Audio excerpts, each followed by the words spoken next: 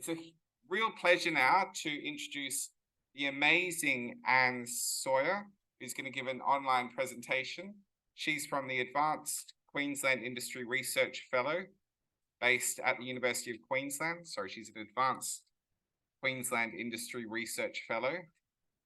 She has a fascinating history. She's completed a PhD in Molecular Bioscience at the University of Queensland on gene expression in microalgae. She's worked at in Germany at the Ruhr-University Bochum on microalgae hydrogen production. She's returned to the University of Queensland and she's done a lot of work with RNA interference in plants and plant pathogenic fungi, for which she's been awarded several awards. So real wonderful to have her here talking about her work. She's going to talk today about RNA-based solutions for plant pathogens, specifically for Phytophthora cinnamomi. And it's a real pleasure to welcome Anne for this online presentation. And we do just remind everyone there should be an opportunity to give questions to Anne at the end of her talk. Thanks for that introduction, and thanks for the invitation to talk at this meeting. Sorry I couldn't be there. Can everyone hear me? Yes. Great. All right. So yeah, I'm based at the University of Queensland, and I'm completing my Advance Queensland Industry Research Fellowship on the development of double-stranded RNA to protect against plant pathogens, including Phytophthora cinnamomi. So just try and get this. Before I start, I'd just like to acknowledge the traditional owners and their custodianship of the lands on which we meet, and I pay my respects to their ancestors and descendants and recognise their valuable contributions to Australian and global society. So traditionally, pesticides have been heavily relied upon to control plant diseases. However, they have a number of issues. So they leave chemical residues on our produce. They lead to the development of pathogen resistance. They run off into the environment, so into our waterways, onto the Great Barrier Reef. And some of them, well, most of them are quite broad, so they lack specificity. And this means that they actually can target so they can target beneficial organisms as well as the actual pest or pathogen trying to be targeted. And new chemicals are just not forthcoming. So it actually takes about 10 years at a cost of $250 million to produce a new chemical.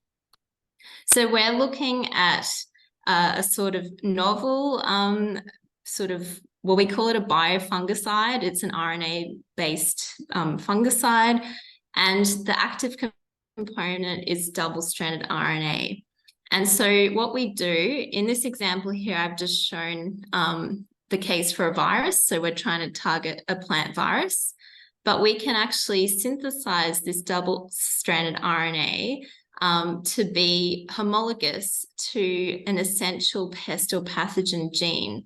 So we'll look at the genes of a specific pest or pathogen and select something that is very essential for that pathogen, either to grow or for its pathogenicity. We then spray plants with this double-stranded RNA.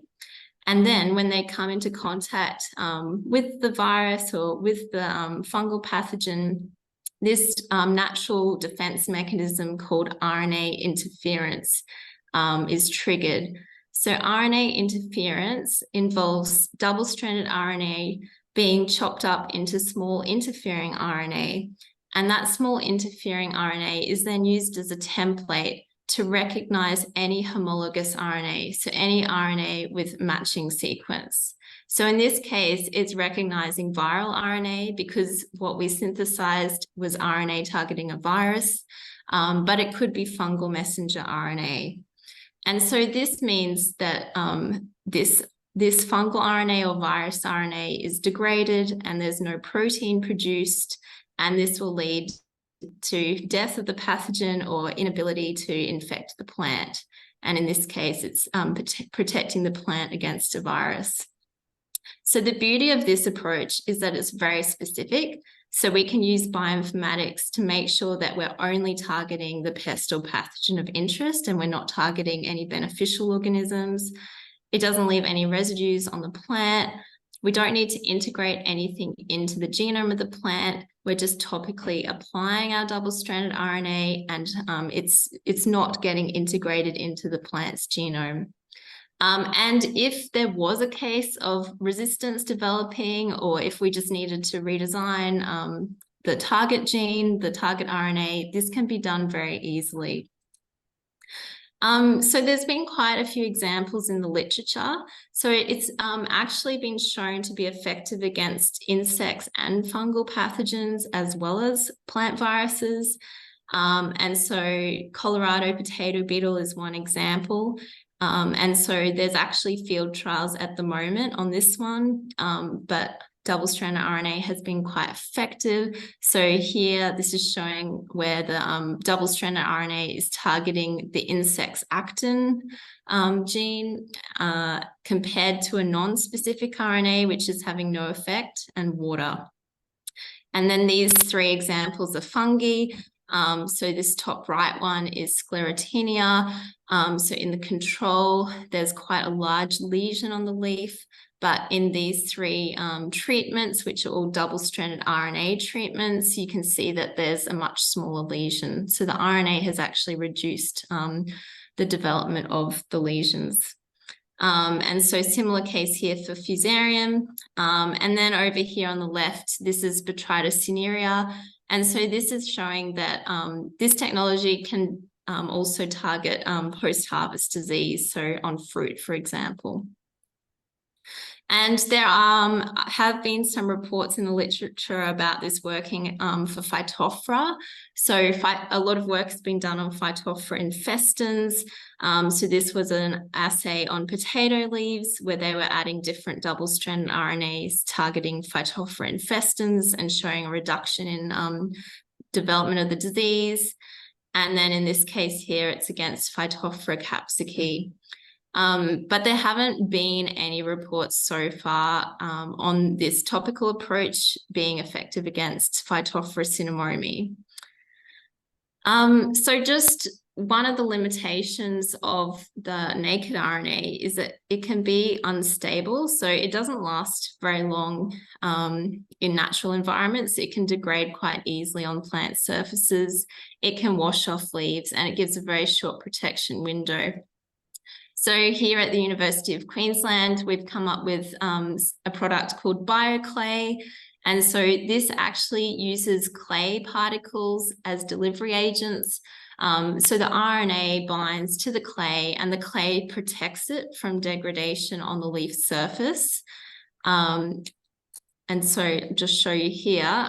So basically what happens is, so in this northern blot, it's showing the RNA present in BioClay up to 30 days after application. When it's just naked on its own without the clay, you can see that the RNA has degraded by this time. And so, yeah, what happens is that the clay just gradually degrades over time and releases RNA. So it sort of produces a dosing effect of RNA on the leaf.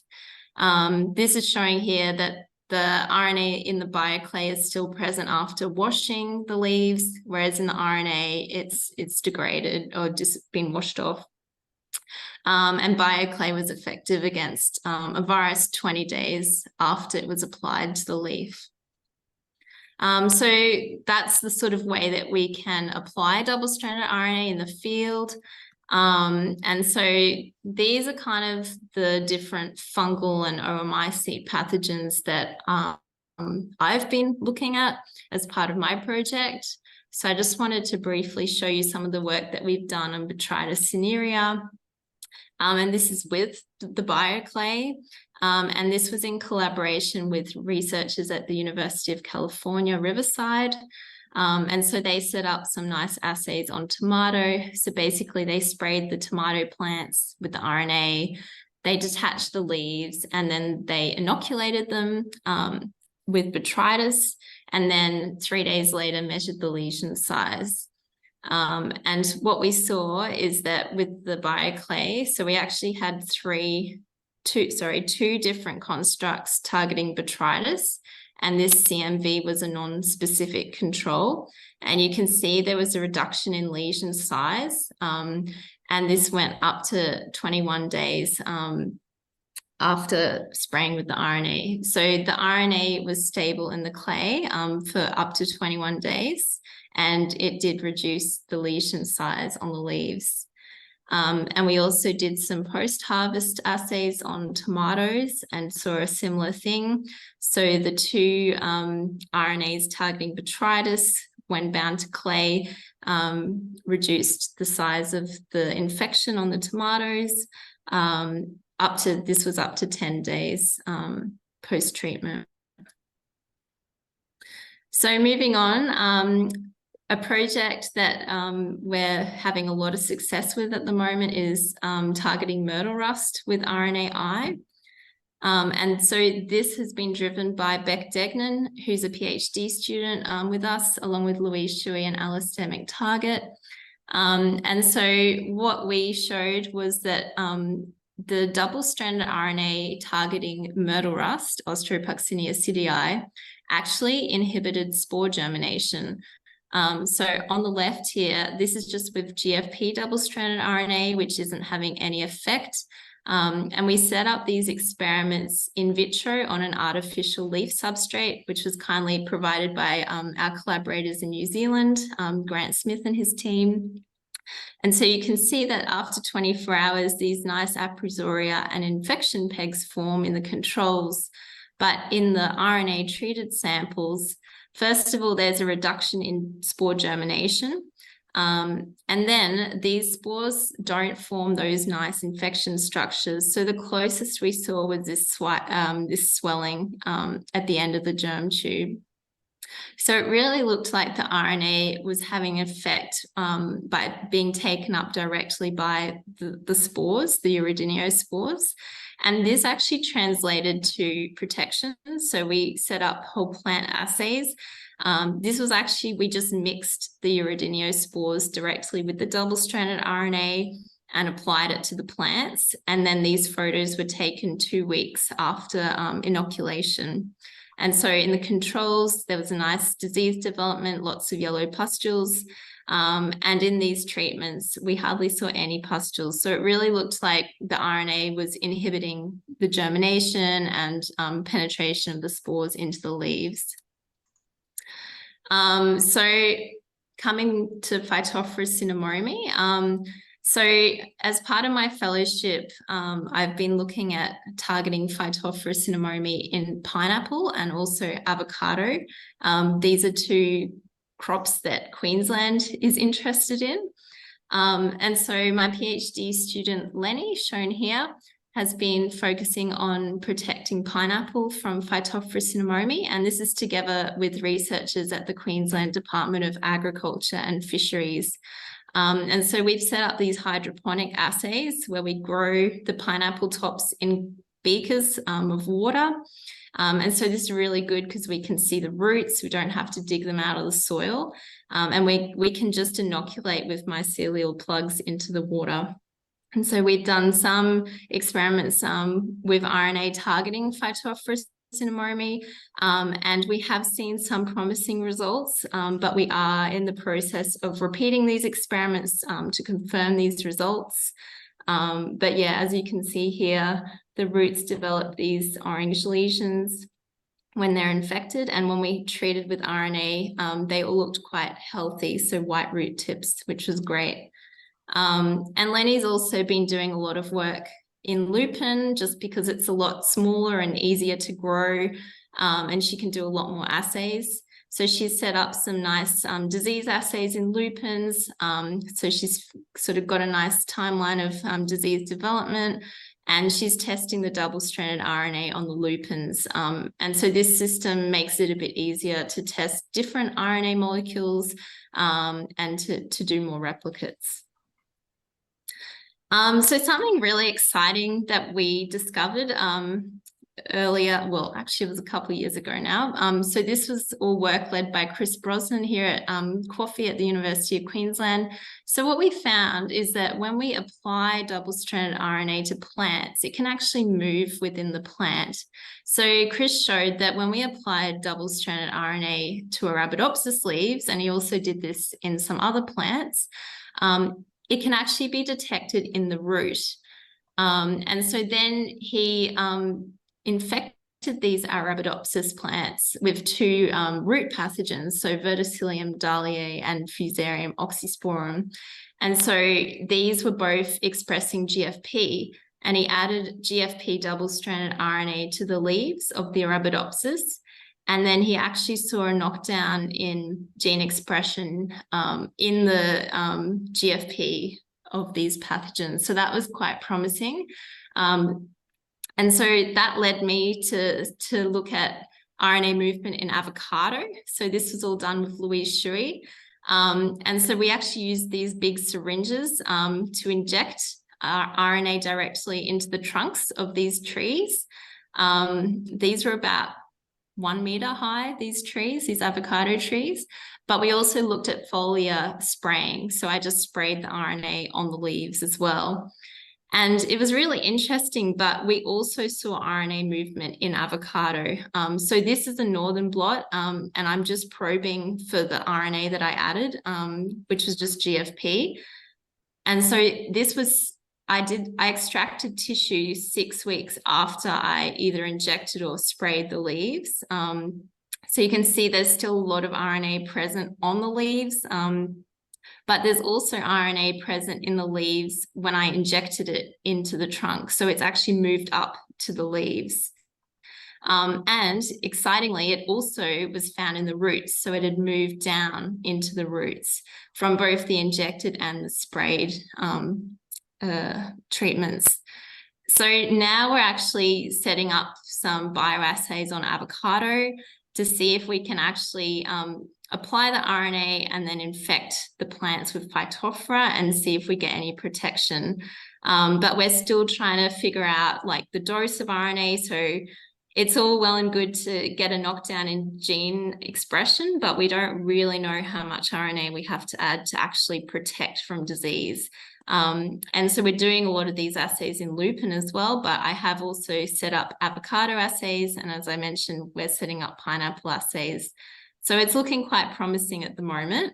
And we're very excited to see how this project goes. So just a quick summary.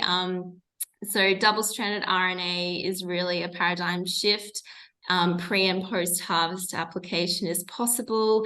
It's highly specific to the pest or pathogen, so you don't have to worry about non-target effects. It's easy to design new sequences. It's actually quite easy to produce the RNA as well, and there are now companies manufacturing RNA on large scales. And it's non-GM, so nothing's getting integrated into the genome. So I'd just like to thank everyone who was involved in this work. So Beck and Lenny at UQ, also Alistair and Louise, Bernie, Carol and Nina Mitter, who've been mentoring me, and all my other collaborators. And thank you for listening.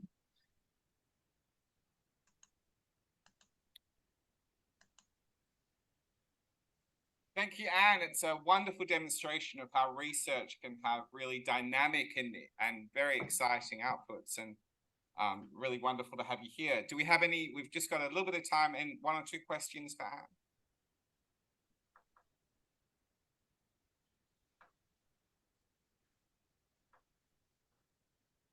Hi, Anne. This is Tom from University. I just had a little bit of a question about the specificity of your RNA viruses. And with a lot of the pathogens, you have a lot of different strains of them.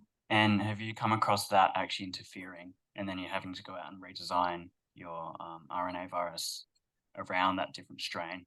Or does it sort of just cover a lot of, say, the Phytophthoras or the Fusariums? Yeah, so I guess we're mostly targeting essential genes, and they're usually quite conserved. So we haven't really had that problem yet. But it's, I guess maybe for the work I've been doing, we just haven't looked at a lot of different strains so far. For the viruses, we haven't really had to redesign for different isolates as far as I'm aware. But that is, yeah, definitely something we could do if it's a problem.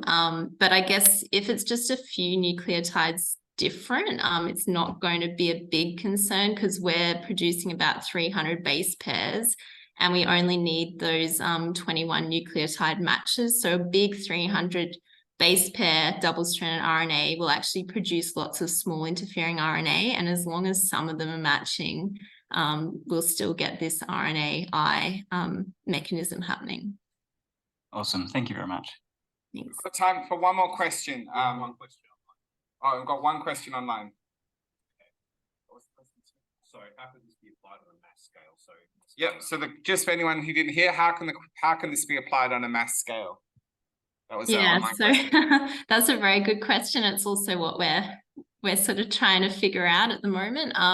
So in agriculture, it should be able to be applied exactly how pesticides and fungicides are at the moment. So just through boom sprayers, similar spray regimes, it's going to have to be reapplied. It's not sort of a magic bullet where you just spray it once and that's it. So like a normal fungicide, in a natural environment, it's obviously going to be much more difficult, but maybe with drones or something to aerially spray trees, we're not really sure. It's obviously that'll be a nice problem to have when we get to those larger scale field trials. Excellent. Thank you very much, Anne. Wonderful, exciting work. Thank you.